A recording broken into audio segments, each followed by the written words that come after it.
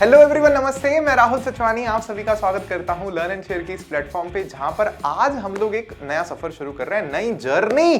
भाई एकदम समुंदर की जर्नी करेंगे, लंबी जर्नी करेंगे और तुम लोग को कहीं ना कहीं तो पहुंचा करके ही रहेंगे। तो तुम्हारे जहाज का कप्तान हूं मैं, है ना, ऐसा समझ लेना मेरे को। और तुमसे भी हेल्प लूंगा, मैं कप्तानी सिखाऊंगा तुमको भी, बहुत कुछ सिखाऊंगा इस सफर में। तो आज से हम लोग 12th क्लास की जो है केमिस्ट्री की क्लासेस शुरू कर रहे हैं। और बहुत यार देखो, मेरे को ना केमिस्ट्री आज तक सबसे ज्यादा चैलेंजिंग लगी, क्योंकि सबसे ज्यादा समझने लायक, जो फील करने लायक जो चीज है ना, जो देखने लायक है, जो प्रैक्टिकल करने लायक जो सब्जेक्ट है, वो केमिस्ट्री है।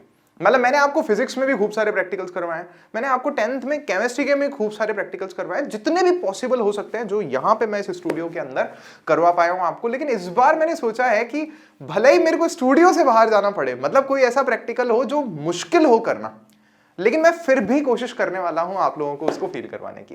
तो आज से अपन जो है अपनी जर्नी शुरू कर रहे हैं। और आज अपना जो चैप्टर है, पहला जो चैप्टर है, वो है 12th का केमिस्ट्री का ठोस अवस्था, जिसको अपन बोलते हैं सॉलिड स्टेट। तो देखो, एक दो चीजें मैं पहले ही क्लियर कर देना चाहता हूं। पहली चीज भाई देखो, तैयारी अपन करेंगे डूब करके, उतर करके, जैसा हमने हमेशा से किया है। फिर भले ही हमें थोड़ा सा ज्यादा समय देना पड़े, इसीलिए हम इतना जल्दी से ही हमारी पढ़ाई करना शुरू कर रहे हैं। और फिर उसके बाद में रिविजन्स वगैरह भी करेंगे, लेकिन शुरू में हम डिटेल में एक एक चीज को महसूस करते हुए पढ़ेंगे, तो आपको कभी पढ़ाई जो है बोरिंग नहीं लगेगी। दूसरा एक सवाल आप लोगों के मन में ये हो सकता है कि सर एक बात बताओ आप हमको, आपने हमको 11th में केमिस्ट्री क्यों नहीं पढ़ाई, और 11th वालों का क्या? तो दोनों के लिए जवाब है। देखो पहली बात तो ये कि 11th को भी इस साल से मैं ही केमिस्ट्री पढ़ा रहा हूं, है ना। और दूसरी बात ये कि 11th को मैं एक साल केमिस्ट्री क्यों नहीं पढ़ा पाया, उसके लिए ये था कि यार बहुत सारे काम थे अपने माथे, बहुत सारी रेस्पॉन्सिबिलिटीज थी, मेरे अपने सपने भी हैं, मेरे को गाने बजाने का भी बड़ा सारा शौक है, अपनी पढ़ाई भी है, मेरी हायर स्टडीज भी है। लेकिन फिर भी मैंने इस साल सोचा कि नहीं यार, अब वक्त आ गया, अपन इस तरह से केमिस्ट्री, भले ही अपने को दिन रात एक करने पड़ जाए, जो करना हो करेंगे, लेकिन तुम लोग को केमिस्ट्री का टेस्ट करवा देंगे। देखो भैया पढ़ते कैसे, है ना, मस्त तरीके से, best possible way ever chemistry पढ़ाने के लिए। और सिर्फ केमिस्ट्री नहीं, अपन लोग यहाँ पे जो बायो भी पढ़ने वाले हैं ना, वो भी बेस्ट पॉसिबल तरीके से पढ़ेंगे। बेस्ट पॉसिबल मतलब 10th में आप पढ़े हो तो आपको आइडिया है ही, तो आप बिल्कुल भी टेंशन मत लो, यहाँ पे जुड़ जाओ, है ना। निखिल सर हैं, जीतू भैया हैं, बायो वाले मैम हैं, उनसे भी मिलाएंगे तुमको, और मैं हूं ही, और बाकी टीचर्स भी हैं अपने साथ, इतने गजब गजब के टीचर्स हैं, इतने सारे जो फैसिलिटीज हैं वो सारे आपको मिलेंगे। तो अब बक बक बक बक बंद करते हैं और अपन मेन मुद्दे पर आते हैं। तो भाई ठोस अवस्था शुरू करेंगे, लेकिन उससे पहले, क्योंकि यार आज अपना पहला लेक्चर है, तो पहला लेक्चर भाई मैं तुमको ये तो बता दूं कि जो अपनी किताब है, दो किताबें अपने पास इस बार, तो बुक 1 बुक 2, पार्ट 1 पार्ट 2 बोलते हैं अपन उसको, दोनों किताबें करनी है 12th में अपने को। तो ये किताबों को मिला के दोनों में 16 पार्ट हैं, ठीक है। उन 16 पाठों को ना 3 वर्गों में बांटा गया भाई। जो केमिस्ट्री खुद विषय है ना, उसको सब ब्रांचेस में, छोटे छोटे संभागों में बांटा है अपन ने। तो अभी वो कौन से एक बेसिक में आपको आइडिया दे देता हूं। तो 5 केमिस्ट्री के मेन ब्रांचेस है, केमिस्ट्री के फर्दर मेन ब्रांचेस है, ठीक है। कोर साइंस में आता है केमिस्ट्री, जैसे फिजिक्स आता है वैसे ही केमिस्ट्री भी आता है, बायोलॉजी भी उसी में ही आता है, जो नेचर से जुड़ा हुआ है, नेचर के बारे में हमें सब कुछ पढ़ना होता है उसमें। तो उस केमिस्ट्री में, उस साइंस में फिर केमिस्ट्री है, और केमिस्ट्री में फिर हम और अंदर जा रहे हैं तो बाकी केमिस्ट्री के पार्ट्स हैं। तो उन 5 में से 3 के बारे में मैं यहाँ पर जिक्र कर रहा हूं कि जो अपने शुरू के 5 पार्ट है ना, शुरू के जो 5 चैप्टर्स हैं हमारे पास में, ये आते हैं हमारे पास में फिजिकल केमिस्ट्री में। किसमें आते हैं? फिजिकल केमिस्ट्री में।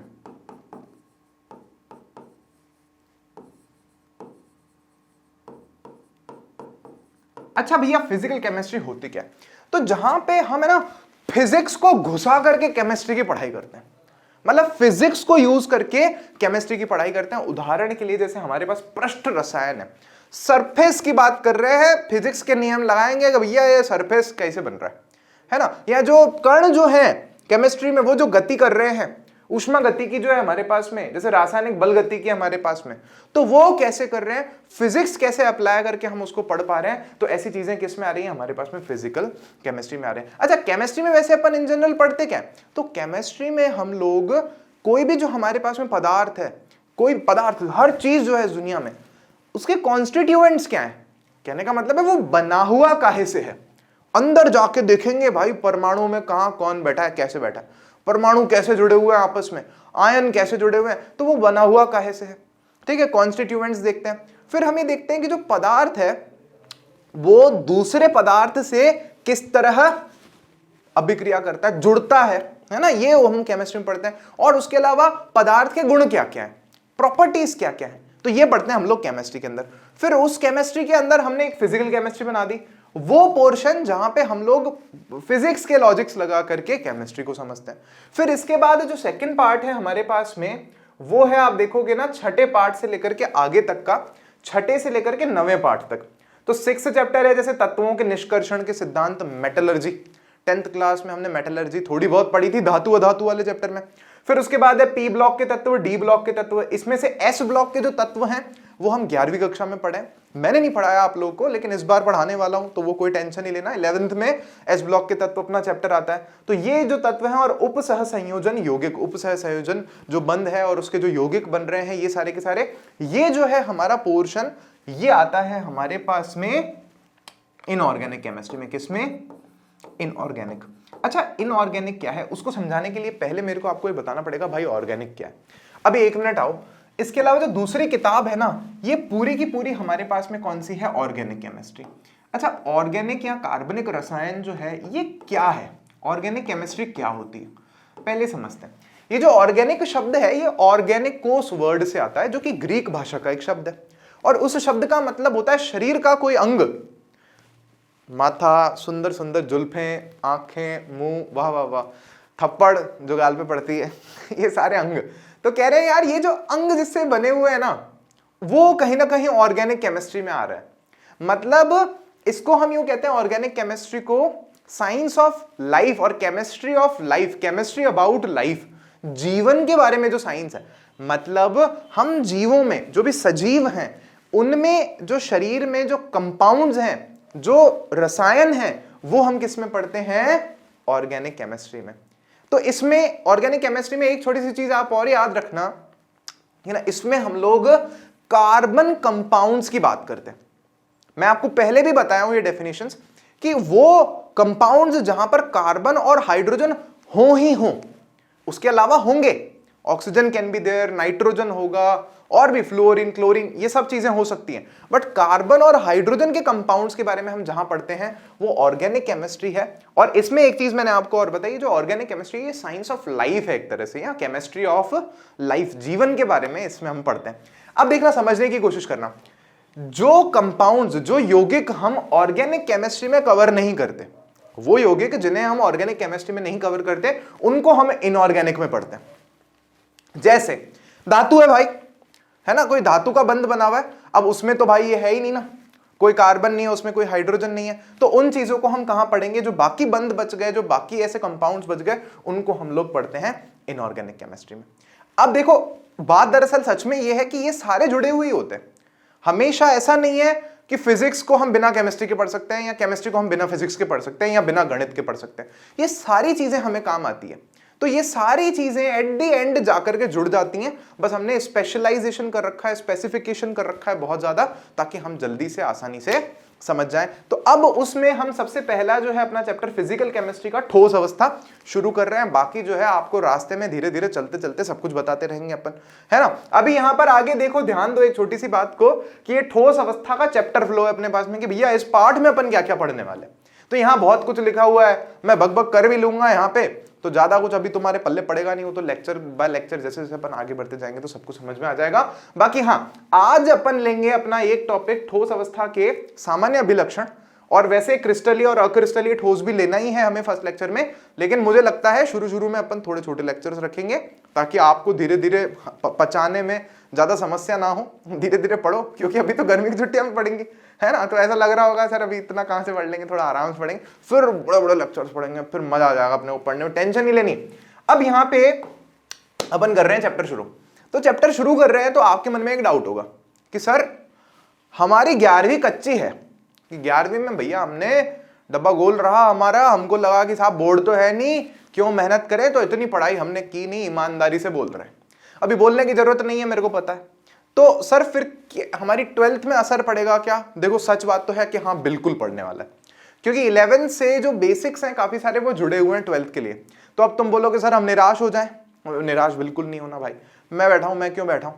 तो मैं कोशिश आपको ये करूंगा कि मैं 9th 10th 11th के बेसिक्स भी अगर अपने को काम आ रहे होंगे तो मैं पहले उनको लाऊंगा, फिर अपना टॉपिक शुरू करूंगा। तो एक संभावना ये हो सकती है कि है ना, कुछ एक स्टूडेंट्स को जो होशियार है उनको लगे यार सर बड़ा स्लो पढ़ा रहे, तो देखो उसके लिए थोड़ा सा आपको बेयर करना पड़ेगा। आप उस टॉपिक में थोड़ा सा आगे खसक करके जा सकते हो, स्पीड वीडियो की थोड़ी सी बढ़ा सकते हो, सो दैट आप जल्दी कवर कर लो। और बाकी अपना लेक्चर ऐसे है 0 to हीरो, वो उन बच्चों के लिए जिन्होंने कुछ नहीं पढ़ा वो भी पढ़ सकते हैं, और उनके लिए जिन्होंने बहुत कुछ पढ़ा है उनको भी नई नई चीजें मैं बताऊंगा, प्रैक्टिकल्स कर करके भी उनको बताने वाला हूं, तो बड़ा मजा आने वाला है। तो देखो हम क्या कर रहे हैं, चैप्टर शुरू कर रहे हैं ठोस अवस्था।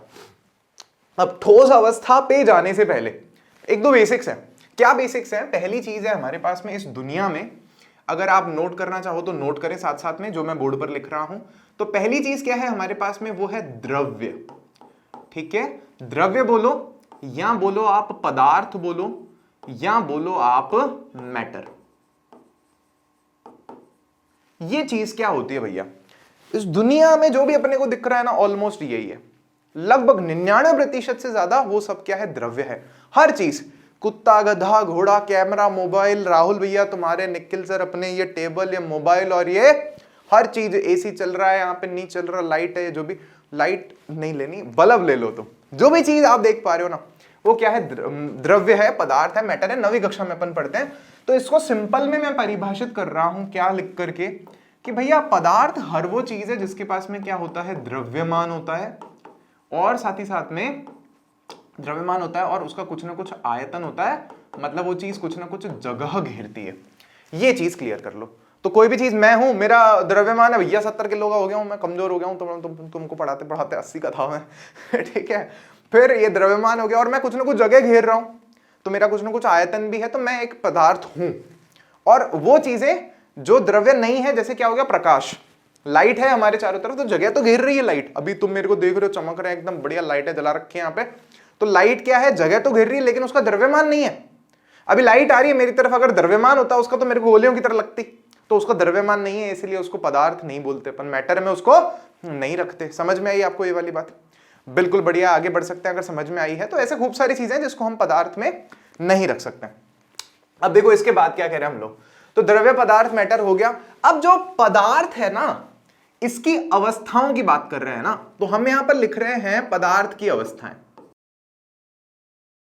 एक मिनट भाई, एक मिनट, आप सोच रहे हो कि यार नोट सर ये मतलब ये लिखना है सर हमको कॉपी में, या क्या करना है? तो देखो यार बड़ा सिंपल है, तुमको ना एप्लीकेशन पर डिटेल्ड नोट्स मिलेंगे, मस्त वाले, मक्खन, एकदम हैंड रिटन, हाथ से लिखे हुए, बढ़िया एकदम, बहुत ज़्यादा डिटेल में जूम भी करोगे तो फटेंगे नहीं। और फिर साथ ही साथ में तुम बोलोगे सर आप तो सर डिटेल में नोट्स लिख देते हो सर, हमें एग्जाम में फिर रिविजन में तो छोटा चाहिए होता है। अरे टेंशन नहीं है, तो उसके लिए शॉर्ट नोट्स भी हैं, शॉर्ट नोट्स में से पढ़ लेना।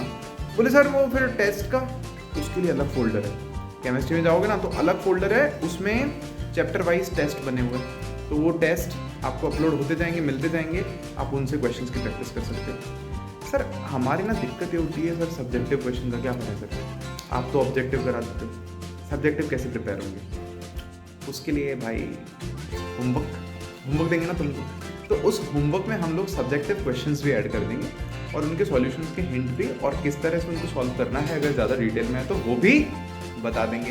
भाई तो छोड़ा ही नहीं है, तुम मस्ती से पढ़ो, ठीक है। टॉपिक वाइज क्वेश्चंस भी मिलेंगे तुमको, ऑब्जेक्टिव्स, जो भी बच्चे प्रिपरेशन कर रहे हैं कॉम्पिटिटिव एग्जाम्स की, उनको टॉपिक वाइज टॉपिक होते हैं, साथ साथ में उनको क्वेश्चंस मिलते जाएंगे, तो आप बढ़िया से प्रिपरेशन करो, ठीक है ना। और ये जो मैं बोर्ड पे लिखा रहा हूँ इसको आप अपनी कॉपी में लिखो, जैसे क्लासरूम में करते हो ना, टीचर लिखाते हैं तो लिखते हो, तो उसको अपनी कॉपी में लिखना जरूरी है, और अच्छे से क्लास में ध्यान दो।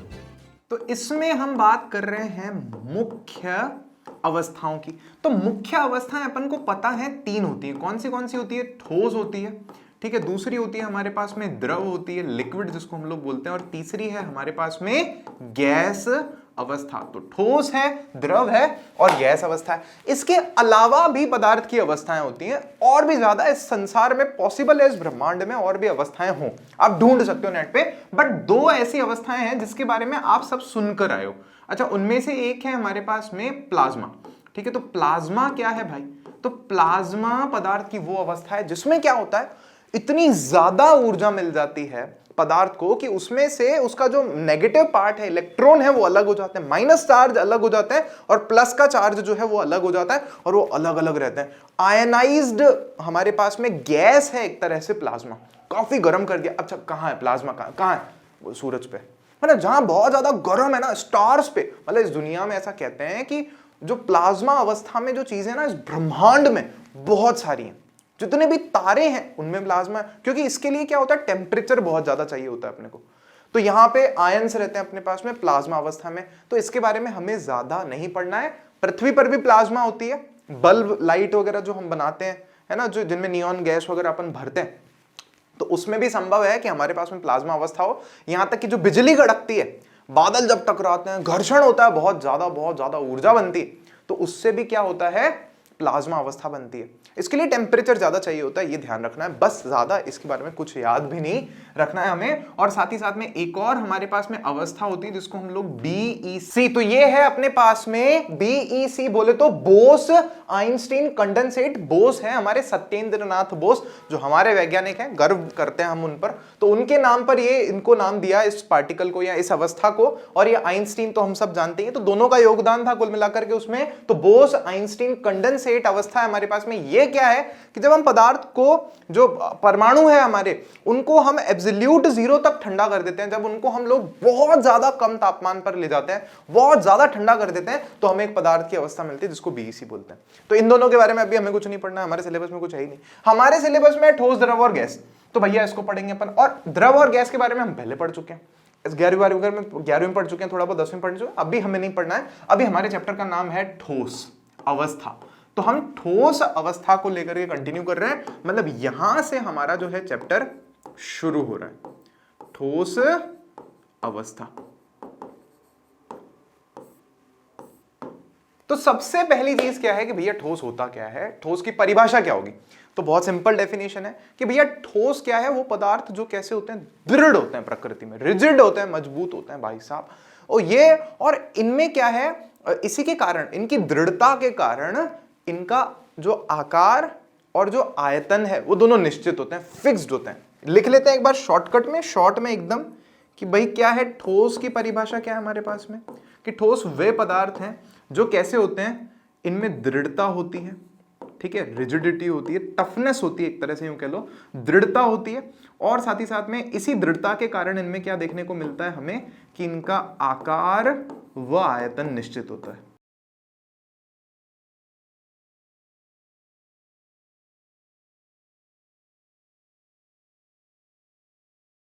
ये छोटी सी बात है, आकार और आयतन निश्चित होता है। क्या मतलब है? बहुत सिंपल है यार, ये मेरा मोबाइल है, अभी इसका आकार फिक्स है और इसका आयतन भी फिक्स है, जितनी जगह ये घेर रहा है वो चीज फिक्स है, और आकार भी इसका फिक्स है, आकार चेंज नहीं होगा। जैसे पानी होता है तो पानी का आयतन तो फिक्स होता है, 10 लीटर पानी है, लेकिन आपने क्या किया, बाल्टी में डाला तो बाल्टी के जैसा हो गया, मग्गे में डाला या किसी घड़े में डाला तो घड़े के जैसा हो गया, तो उसका आकार फिक्स नहीं है। लेकिन ठोस का आकार और आयतन दोनों चीजें फिक्स होती है। क्लियर हुई ये वाली बात आपको? बहुत सिंपल बच्चों वाली डेफिनेशन है। आगे बढ़ो, देखो मेन टॉपिक पे आओ, मुद्दे पे आओ। अब आपके मन में सवाल होना चाहिए कि भाई जो ठोस है ना, वो इस अवस्था में क्यों है ना? ठोस का आकार, आकृति जो है, आयतन निश्चित क्यों है? या जो द्रव है और जो गैस है और जो ठोस है, वो जिस अवस्था में है वो उस अवस्था में क्यों है? मतलब सरल शब्दों में एक सवाल है कि ठोस ठोस क्यों होता है, या गैस गैस की तरह क्यों होती है, या द्रव जो है वो द्रव की तरह क्यों होता है। और हमारी एनसीईआरटी में बोलें तो हमारी एनसीईआरटी में पूछा है, पदार्थ जो है ना वो ठोस अवस्था में क्यों होता है, पदार्थ ठोस अवस्था में है क्यों भाई?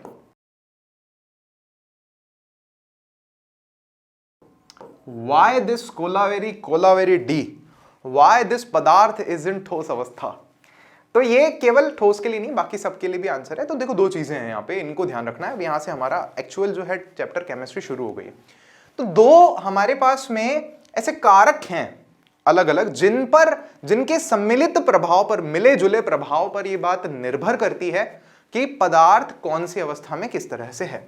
तो देखना, समझने की कोशिश करना, वो दोनों हमारे पास में कारक कौन से हैं। तो हमारे पास में दो ऐसे कारक हैं। पहला है हमारे पास में अंतराण्विक बल। क्या है? अंतराण्विक बल।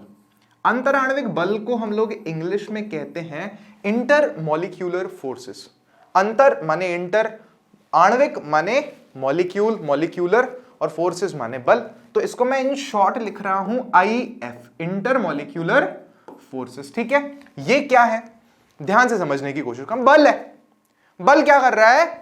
पदार्थ में जो भी संघटक अवयव है, मतलब पदार्थ जिस भी चीज से बना हुआ, जैसे यार बहुत सिंपल है, घर पे तुम नमक खाते हो, सिंपल एग्जांपल लो, तो नमक के दाने के अंदर बहुत सारे क्या हैं, Na+ और Cl- पास पास में बैठे, समझ रहे हो इस बात को? ऐसे खूब सारे Na+, Cl-, Na+, Cl- ion जो हैं वो चिपक करके बैठे हुए, तो वो बल जो उनके बीच में लग रहा है, अब जैसे बर्फ है, बर्फ में क्या है भाई, पानी तो है ना, H2O ही तो है, तो H2O H2O H2O H2O के करोड़ों अरबों जो हमारे पास में अणु हैं वो चिपक करके पास पास में बैठे हैं, तभी तो बर्फ बनी हुई है, तो उनके बीच में कुछ बल लग रहा है ना।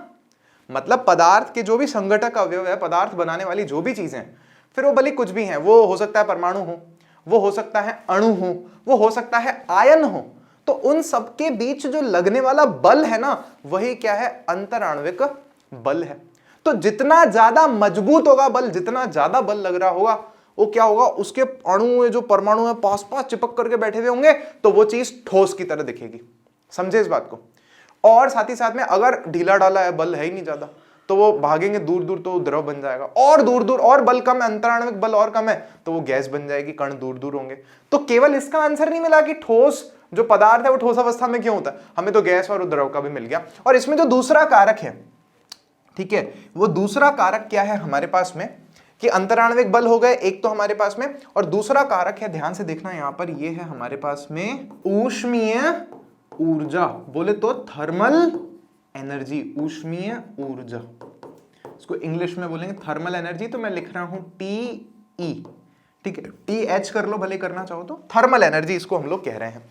तो ये भाई उल्टा काम करती है, ये सीधा काम करता है या उल्टा काम करती है, मतलब क्या, हमने देखा अंतराण्विक बल के कारण क्या है, कण जो है, जो भी अपरमाण्विक कण है वो सारे पास पास में है, लेकिन भैया जो ऊष्मीय ऊर्जा है ये भगाती है, और भागो, है ना, ऊर्जा मतलब आप समझो इज लाइक नागिन डांस, ठीक है, वो जो शादियों में जो ढोल के सामने शराब पी करके या बिना पिए पीने की नकल किए हुए कुछ लोग ऐसा डांस परफॉर्म करते हैं, तो उससे क्या होता है, वो जब डांस परफॉर्म कर रहे होते हैं तो लोग दूर दूर हो जाते हैं, बोले यार ये एक दो के ऊपर ही गिरने वाला है, ठीक है, तो दूर दूर हो जाते हैं सब जने। तो कहने का मतलब मेरा ये है कि इसके कारण भी जो कण है ना, संघटक जो अवयव है, वो सारे दूर दूर हट जाते हैं। जितनी ज्यादा ऊर्जा होती है ना, तो लड़ाई हो जाती है भाई, ऊर्जा ज्यादा होती है, लड़ाई, सब दूर दूर हो जाते हैं, रिश्ते भी दूर दूर हो जाते हैं। तो ऊर्जा ज्यादा है तो भागते हैं, ये तो भागते हैं, तो इसमें कण क्या है, दूर दूर हो जाते हैं। तो मतलब अगर बहुत ज्यादा होगी ऊष्मीय ऊर्जा तो क्या होगा कि भाई गैस बन जाएगी ना, कण दूर दूर हो जाएंगे। अगर थोड़ी कम होगी तो लिक्विड बन जाएगा, अगर बहुत कम होगी ऊष्मीय ऊर्जा तो ये क्या होगा, ठोस पदार्थ बन जाएगा, कण पास पास में आके चिपक चिपक करके एक दूसरे से बैठ जाएंगे। सिंपल है। तो अभी ठोस के लिए अंतराण्विक बल कैसे होने चाहिए, ठोस के लिए, तो ठोस के लिए अंतराण्विक बल कैसे होने चाहिए, अधिक, फॉर ठोस, ठीक है, ठोस के लिए अंतराण्विक बल ज्यादा होना चाहिए, और ऊष्मीय ऊर्जा कैसी होनी चाहिए, ठोस के लिए कम होनी चाहिए। देखो शब्दों का खेल है पूरा, मतलब ऐसे इशारा बना के अगर शॉर्टकट में नोट्स बनाने हैं तो ऐसे लिखो फिर कि भाई जो अंतराण्विक बल है वो ज्यादा होने चाहिए ठोस के लिए, और ऊष्मीय ऊर्जा जो है वो कम होनी चाहिए, तो बढ़िया ठोस होगा अपना, नहीं तो फिर बीच की अवस्था आ जाएगी अपने पास में। तो ये एक अपने को बेसिक चीज समझ में आई कि भैया किस कारण ठोस ठोस है, द्रव द्रव है, और गैस गैस है। अब इसके बाद आगे बढ़ रहे हैं हम लोग, नेक्स्ट पेज पे लिख लो आप लोग इसको चाहो तो अब आगे है हमारे पास में ठोसों के अभिलाक्षणिक गुणधर्म, पहले भी पढ़ चुके हैं भाई, ठोसों में कुछ ना कुछ गुण होते हैं ना, ठोसों के अभिलाक्षणिक गुणधर्म। अभिलाक्षणिक का मतलब होता है खास गुणधर्म, ठोसों के अभिलाक्षणिक गुणधर्म।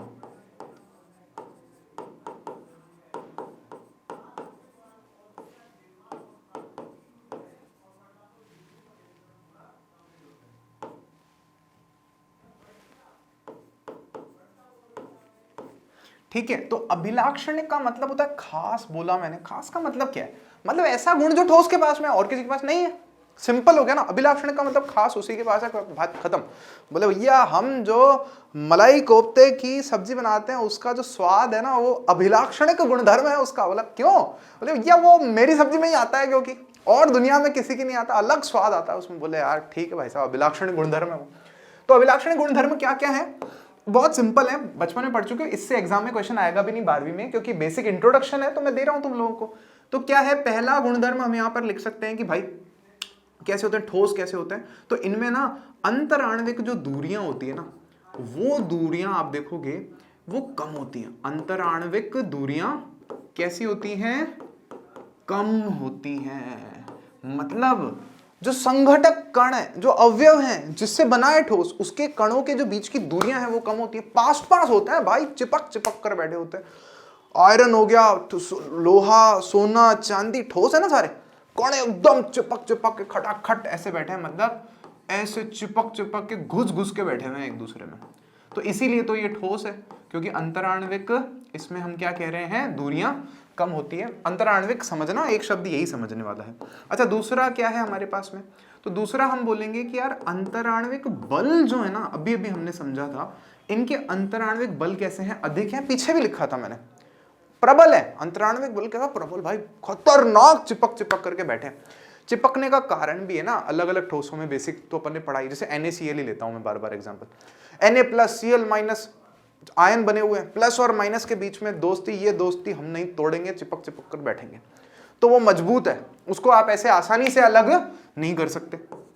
और क्या है भाई, और है, हम कहेंगे कि यार जो ठोसों के कण होते हैं ना, उनकी जो स्थिति है वो निश्चित होती है। ठोसों के, मैं लिखता हूं यहां पे, के अवयवी कणों की स्थितियां निश्चित होती हैं।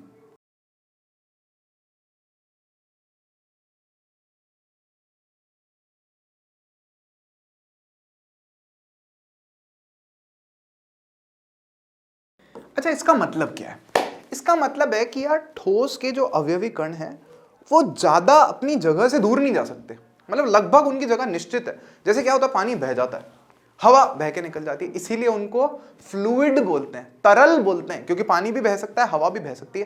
तो ये जो बहने वाला गुण है ना तरलता का, ये ठोसों में नहीं होता है। ठोस वहीं का वहीं रहता है, तुम हथौड़ा लाके मार दो उसको, नहीं, मारना नहीं, कंट्रोल, तो टूटेगा। मतलब क्या होगा कि इसके जो कण है ना वो अपनी जगह के ही आगे पीछे हो जाएंगे, लेकिन क्या होगा, वो बह के अपनी जगह छोड़ के नहीं जाते आसानी से। तो इसका कहने का मतलब ये है कि जो कण है ना वो माध्य स्थिति के आसपास क्या करता है, ऑसिलेट करता है, दोलन करता है। ये ऑसिलेशन पढ़ोगे तुम फिजिक्स में, है ना, माध्य स्थिति के आजू बाजू दोलन करता है।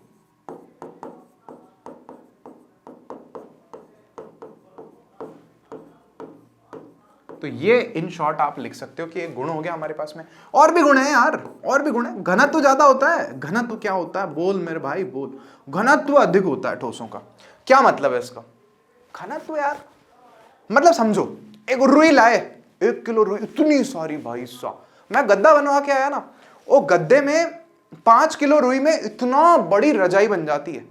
मैंने मतलब मेरे का एक सिंगल बेड बनवाया था मैं सस्ता सा पलंग ले आया था, मैं कहा अलग सोएंगे, अलग मेहनत करेंगे, बढ़िया पढ़ाई करेंगे। तो वो 1600 रुपये का पलंग लाया था, मुझे ध्यान है, उसमें लकड़ी का ऊपर तख्ता होता है, 4 लोहे के पैर होते हैं, बस और कुछ नहीं होता। उसे बैठते हैं तो चूं चपाक आवाज भी आती है और उसके ऊपर मैंने गद्दा बनवाया था, मैं कहा यार अलग रह रहे हैं अभी, थोड़ा सा तो मेहनत करनी पड़ेगी। तो मैं गद्दा लाया था, तो 4-5 किलो रुई में इतना बड़ा गद्दा बन गया था। लेकिन अगर 5 किलो लोहा है मेरे पास में, तो वो तो भाई इतने से में ही आ जाएगा। 5 किलो लोहा वो तोलने का नहीं होता, भाट तराजू का, 5 किलो। तो वो घनत्व ज्यादा ना, घनत्व मतलब कम जगह में ज्यादा द्रव्यमान घुस रखा है। तो ठोसों में कम जगह में ज्यादा द्रव्यमान अपन को देखने को मिलता है। घनत्व का सूत्र भी अपने को पता है, घनत्व को डी से लिखते हैं डेंसिटी से। तो डेंसिटी का सूत्र क्या होता है हमारे पास में, द्रव्यमान बटा आयतन। तो द्रव्यमान को m से लिखते हैं और नीचे आयतन को हम लोग वॉल्यूम को v से लिखते हैं। तो ये है डेंसिटी घनत्व, ये m है द्रव्यमान, और नीचे हमारे पास में वॉल्यूम या आयतन, या आप अपने आप से भी लिख सकते हो। तो इनका घनत्व जो है वो सबसे ज्यादा होता है। और इस दुनिया में जो सबसे ज्यादा घनत्व है वो ऑस्मियम जैसे तत्व का है, जो कि धातु है हमारे पास में। तो ऑस्मियम सबसे ज्यादा घनत्व वाली चीज है, ठीक है। फिर इसके बाद और अपन क्या कह सकते हैं, तो एक और गुणधर्म हो गया ना बेसिक, कि ये कैसे होते हैं, ठोस कैसे होते हैं, कठोर होते हैं, है ना, कठोर होते हैं। और इसीलिए क्या होता है, इनका कठोर है, इसीलिए इनका एक निश्चित आकार होता है और निश्चित आयतन भी होता है इनका, और निश्चित द्रव्यमान भी होता है। तो कठोर होने का क्या मतलब है कि निश्चित है। क्या क्या निश्चित है, तो 3 चीजें हम लोग कह सकते हैं ऑलमोस्ट इनकी निश्चित होती हैं। तो निश्चित आकार मतलब शेप इनका, आयतन, वॉल्यूम, और साथ ही साथ में हमारे पास में वह द्रव्यमान। और एक छोटी सी चीज और है, ये बोलने में गड़बड़ होती है, आकार नहीं, असल में ये शब्द आकार नहीं है, ये आकृति होना चाहिए। शेप की बात हो रही है यहां पे। शेप का मतलब है यार ये पेन जो देख रहे हो तुम ठोस है, कल तक ये ऐसे पिघल करके पानी बन जाएगा, ऐसा नहीं होता ना। कल तक ऐसे बॉल बन जाएगा घूम करके, नहीं ऐसे नहीं होता। क्यों? क्योंकि एक ठोस है, और ये ठोस है इसलिए इसकी जो आकृति है, जो इसका ये शेप है वो फिक्स है। इसका जो आयतन है, मतलब ये जितनी जगह घेर रहा है वो भी फिक्स है। और इसका द्रव्यमान है, अगर ये आज 15 ग्राम का है या चलो 30 ग्राम का है तो कल भी 30 ग्राम का रहेगा। हो सकता है लिखते लिखते निखिल सर इसकी निब तोड़ दे, जैसा कि वो 2 बार पिछली बार कर चुके, तो इसका द्रव्यमान 2 ग्राम कम हो जाएगा, ठीक है। लेकिन द्रव्यमान इसका निश्चित है। 3 चीजें हम कह रहे हैं निश्चित है। फिर इसके बाद में एक छोटी सी चीज और बताऊंगा मैं इसमें आपको, कि ठोस जो होते हैं ना ये असंपीड्य होते हैं। मतलब इसका मतलब है इनको आप क्या नहीं कर सकते, पिचका नहीं सकते। असंपीड्य है या इनकंप्रेसिबल है, इसको कंप्रेस नहीं कर सकते। मतलब जैसे मेरा सामने आप फोन ही दिखता है, तो अभी फोन को मैंने तोड़ मरोड़ दिया तो गड़बड़ हो जाएगी। तो मैं फोन को तोड़ मरोड़ नहीं रहा हूं, कुछ भी है, कोई ठोस है उसको नहीं कर सकते, पिचका पिचकू नहीं सकते। ठोस अपना जो है बढ़िया है, मतलब वो पिचकता नहीं है, असंपीड्य है। जल जो द्रव होते हैं, लिक्विड्स जो होते हैं, वो हल्के से कैसे होते हैं, हल्के से कंप्रेसिबल होते हैं, बहुत ज्यादा नहीं होते, बहुत कम होते हैं। और गैसेस जो होती हैं वो हाईली कंप्रेसिबल होती हैं। तो गैस को पिचका करके आप एक छोटे से डब्बे में भी भर सकते हो, पूरे कमरे की गैस को। तो ये चीज पॉसिबल होती है। तो यहां तक आपको समझ में आया होगा। इससे भी अपने एग्जाम में कोई खास क्वेश्चन नहीं पूछा जाने वाला है। इसके बाद एक छोटी सी चीज इंटरेस्टिंग है, इस पर मुझे ऐसा लगता है कि छोटा मोटा क्वेश्चन कॉम्पिटिटिव एग्जाम्स में या फिर अपने पेपर्स में अगर ऑब्जेक्टिव बने तो 1 नंबर का ऑब्जेक्टिव बन सकता है, बड़ी सरलता से बन सकता है। तो ये क्या है, कुछ विशेष ठोस।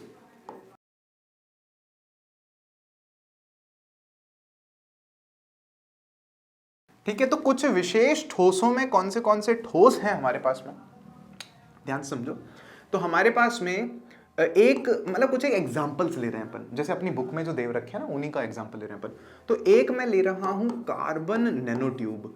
इस पे आपको है ना ये चीज समझने को मिलेगी कि हम इस चैप्टर को क्यों पढ़ें। और मेरा देखो, मैं आपको एक चीज ऐसी नहीं बताऊंगा जिसका यूज नहीं बताऊंगा मैं आपको। मतलब मेरी पूरी कोशिश रहेगी मैं ऑलमोस्ट हर एक चीज के बारे में कि यार पढ़े क्यों। एक होता है कि साइंस ले ली साहब, आए जाएंगे साहब, मस्त पैसे छापेंगे सर, इंजीनियर बन के। भाई वो मानसिकता नहीं होनी चाहिए। वो 3 इडियट्स वाली बात है कि हमें सक्सेस के पीछे नहीं भागना, हमें एक्सीलेंस के पीछे भागना है। आज के एजुकेशन सिस्टम के साथ में जो सबसे बड़ी समस्या है वो ये वैसे भी यही है कि हम सब ना सक्सेस के पीछे भाग रहे हैं। Number number number, sir number कैसे आएंगे सर, रिविजन सर, सिलेबस करा दो सर, नंबर एग्जाम में क्या आएगा सर, आप वो बता सर, पेपर आप सर पेपर बता दीजिए ना सर। ऐसे कॉल आए हमारे पास में, तुम मानोगे नहीं। हमारे पास में प्रीवियस ईयर मतलब अभी एग्जाम्स हो रहे थे ना 10th के, बच्चों के कॉल आए, कह रहे सर आपके पास पेपर आता है क्या, पैसे दे दूंगा मैं आपको, पेपर भिजवा दो सर। मतलब मेरे को इतना गुस्सा आता है ना ऐसे स्टूडेंट्स पे जो पढ़ाई का मजाक बना करके बैठे थे। समझ रहे हो आप इस बात को? तो हम पढ़ रहे हैं पढ़ने के लिए, ज्ञान लेने के लिए, ये हमारा पहला उद्देश्य होना चाहिए।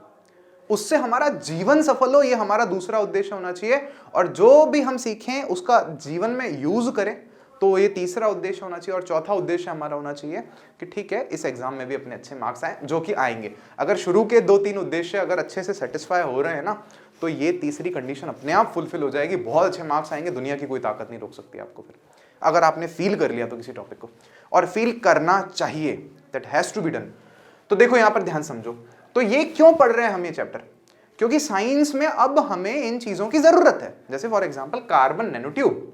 तो कार्बन नैनो ट्यूब के बारे में इवन मैं 10th क्लास तक में बता चुका हूं। कार्बन का अपर रूप होता है, कार्बन का अपर रूप क्या होता है, ग्रेफीन के बारे में भी पढ़ा था अपन ने। तो ग्रेफीन जैसे स्ट्रक्चर की हेल्प से हमने क्या बनाया, कार्बन नैनो ट्यूब्स बनाए। क्या है कार्बन नैनो ट्यूब? धागा, एक धागा एक ढोर प्यार की, ठीक है धागा है बहुत ऐसे पतला सा, कार्बन नैनो ट्यूब है। क्यों बनाना है साहब? भाई इतना पतला है, हल्का एकदम एकदम हल्का, 5 ग्राम का इतना इतना सा धागा, लेकिन भाई मजबूत, स्टील के तार ज्यादा मजबूत है। मतलब भविष्य में ये होगा, एक धागा हम जेब में लेके घूमेंगे, कार्बन नैनो ट्यूब, ठीक है। बुलाएंगे ना, फोन कर, अरे यार मेरी कार खराब हो गई है यार, टो करना है इसको, खींच के ले जाना है यार, तू ले आ यार, रस्सी उसी बांध के लाएंगे इसको। तो पहुंचे वहां पे, भाई साहब निकाला जेब में से धागा, बोले पागल ये क्या लाया? बोला भाई कार्बन नैनो ट्यूब है, पता नहीं है क्या तेरे को? और आगे वेलक्रो होगा अपने पास। वेलक्रो बहुत खतरनाक चीज होती है, वो भी समझोगे आप बाद में। इतनी सी चिपकी होगी, मतलब समझो उसको आगे वाली कार में ठोकेंगे, इस तार को पीछे वाली से ठोकेंगे और उससे खींच के ले जाएंगे, इतने से धागे से, इतनी मजबूत है। ये मैं बताया हूं कि कितना पतला तार कितने किलोग्राम्स को खींच करके ले जा सकता था कार्बन नैनो ट्यूब का। सिर्फ यही नहीं, कार्बन नैनो ट्यूब बहुत अच्छे कंडक्टर्स भी हैं। इलेक्ट्रिसिटी बहुत जल्दी चार्ज हो जाएगा, मतलब ऐसा है, ये मैंने सालों पहले पढ़ा है, इस पर रिसर्चेस चल रही हैं, जो बड़ी बड़ी कंपनी है एप्पल सैमसंग ये कर रहे हैं। ये फोन में ऐसी बैटरी बनाना चाहते हैं जो 1 मिनट में फुल चार्ज होता है, 5 मिनट में फुल चार्ज होता है। यही चल रहा है ना, ये वाला फोन लो, सुपर फास्ट चार्जिंग होती है इसमें, ये होता है वो होता है। तो टेक्नोलॉजी तरक्की कर रही है, तो भविष्य में ऐसी कार्बन नैनो ट्यूब से बनी हुई ऐसी बैटरी लगी हुई आएगी जो तुरंत फुल हो जाएगी, एक बार में फुल हो जाएगी बहुत ऐसी बैटरी से। तो carbon nano tube is such a solid. तो सॉलिड के बारे में पढ़ना पड़ेगा ना, तो सॉलिड की केमिस्ट्री में हमें कंपोजिशन देखनी पड़ेगी ना। मेरा एक फ्रेंड है, बहुत अच्छा फ्रेंड है, वो दिल्ली IIT दिल्ली में रिसर्च कर रहा है फिजिक्स के फील्ड में। देखो मतलब मैं आपको कोई भी चीज जो हो रही है ना दुनिया में, उसको बहुत अच्छे से बता सकता हूँ in such an interesting manner. तो ये चीजें आपको करनी है, you have to go and research out somewhere. तो चलो ध्यान समझो, यहाँ पे एक चीज है हमारे पास में कार्बन नैनो ट्यूब है, एक और चीज क्या है हमारे पास में, ये बड़ी इंटरेस्टिंग चीज है, इसको हम लोग बोलेंगे उच्च तापीय अतिचालक।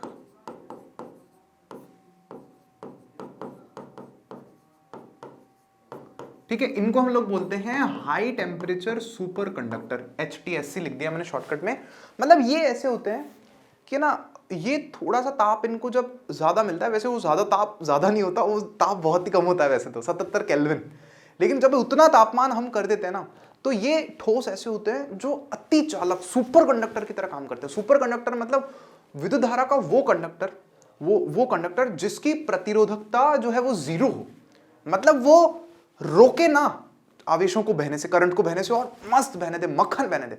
मतलब ऐसा है कि थोड़े समय में ये संभव है इन फ्यूचर, सॉलिड के बारे में हम इतना पढ़ लें, सॉलिड स्टेट के बारे में, कि हम रूम टेम्परेचर पर ऐसे सॉलिड्स बना सकें जिनकी सहायता से हम लोग क्या कर सके कि ना, रूम टेम्परेचर पर ही करंट उसमें से जाए तार में से, लेकिन उसमें से कोई सा भी करंट की हानि ना हो, करंट बिल्कुल भी खराब ना हो, हीट ना निकले, ऐसा कुछ ना निकले उसमें से। समझ रहे हो आप इस बात को? सो इजंट इट इंटरेस्टिंग? ऐसे ही जैसे उच्च तापीय अतिचालक है ना, वैसे ही हमारे पास निम्न तापीय अतिचालक भी आते हैं ना, लो टेम्परेचर सुपर कंडक्टर्स भी आते हैं, लेकिन वो बहुत लो टेम्परेचर पर काम करते हैं, तो इतना फिर बैठ नहीं पाता ना। अब उसके बाद समझते हैं, और इसके अलावा एक हम और कहेंगे, ये है बायोडिग्रेडेबल पॉलीमर्स। अच्छा, इनका हम लोग कहाँ यूज करते हैं? तो ये इनका बेस्ट एग्जांपल है पैकेजिंग के लिए। मतलब हम आजकल देखते हैं ना यार, कितनी सारी चीजें अपन खाते हैं पैकेट्स में आती हैं, तो उनमें पॉलीमर है, कुछ प्लास्टिक जो है वो पॉलीमर है, अपन पढ़ेंगे केमिस्ट्री में। तो ये बायोडिग्रेडेबल नहीं है, प्रॉब्लम यहाँ है सारी सारी, ये जैव अपघटनीय नहीं है ना, अपघटित नहीं होगी ये प्रकृति में अपने आप से, तो ये एक समस्या है। तो उसके लिए सॉल्यूशन क्या है हमारे पास में? ऐसे सॉलिड जो बायोडिग्रेडेबल है, मतलब कि ना मिट्टी में डाल दोगे ना अगर, तो वो है तो भले प्लास्टिक जैसा पॉलीमर बहुलक, लेकिन वो खत्म हो जाएगा। समझ रहे हो आप इस बात को? तो इन चीजों पर रिसर्च करना बहुत ज्यादा जरूरी है, क्योंकि पृथ्वी की हालत बहुत खराब हो रही है। इसके अलावा एक इंटरेस्टिंग चीज और लूंगा मैं, जैव सुनम्य। ठीक है, इस पे मेरे को लगता है ये इंपॉर्टेंट चीज है, क्वेश्चन बनना है आपके एग्जाम बुक में ही, पहले पेज पर ही दे रखा है इसके बारे में, जैव सुनम्य। अच्छा, जैव सुनम्य क्या होता है? बायो कंप्लायंट शायद इनको कहते हैं। तो जैव सुनम्य क्या है यार? ऑपरेशन जैसे दिल के है ना, दिल धक धक अगर किसी का प्रॉपरली नहीं कर रहा होता, तो उस पर पेस मेकर लगाते हैं। पेस मेकर एक मशीन आती है, तो उससे फिर वो दिल को ऐसे करंट धड़कने के लिए सिग्नल मिलता है। तो अब कोई इंसान भाई बीमार वैसे ही है, दिल कटवा के, ऐसे दिल तो नहीं कटवा के, ऐसे छाती चिरवा के उसमें मशीन लगवा के आया दिल धड़कने के लिए। अब अगर ये मशीन मान लो लोहे की बनी हुई है और 2 साल बाद जंग लग जाए तो अंदर खून के कारण इसमें, तो क्या वो वापस खुलवा के चेंज करवाएगा, या फिर उसके अंदर जंग लगने से इन्फेक्शन हो जाएगा? तो मतलब हमें ऐसे ठोस पदार्थों की जरूरत है जो खराब ना हो, जिनका संक्षारण ना हो, है ना। तो ऐसी चीजों को हम क्या बोलते हैं? जैव सुनम्य बोलते हैं। जैसे हमारे कहीं किसी की हड्डी टूट गई, यहाँ पे जॉइंट टूट गया, तो नकली जॉइंट लगाते हैं, तो वो जो जॉइंट है ना, वो क्या है? जैव सुनम्य होता है। इंटरेस्टिंग है। फिर इसके अलावा और अगर कुछ है हमारे पास में, तो और कुछ नहीं, मैंने सब कुछ बता दिया है आपको। तो एक काम करते हैं, आज की क्लास को यहीं अपन खत्म करते हैं, ठीक है। कल एक और लेक्चर में अपन नेक्स्ट लेक्चर में मिलते हैं, और उस लेक्चर में फिर अपने टॉपिक को कंटिन्यू करेंगे। वैसे क्रिस्टलीय और अक्रिस्टलीय ठोस लेना था अपन को, लेकिन आपको मेरी पता ही है ना आदत, कि जब तक मैं ये ना बता दूं ना तो मुझे चैन नहीं मिलता। तो चलिए, थैंक यू सो मच, जुड़े रहिए, लाइक कीजिए, शेयर कीजिए, सब्सक्राइब कीजिए। शेयर नहीं करोगे तो पाप पड़ेगा, देखो मैं सच्ची बता रहा हूँ। और ऐसे ही अपने परिवार को अपन बहुत बड़ा करते हैं, बहुत अच्छे से पढ़ेंगे, आपका रिजल्ट बहुत अच्छा लेकर के आएंगे। चलिए bye bye, thank you so much for watching this video.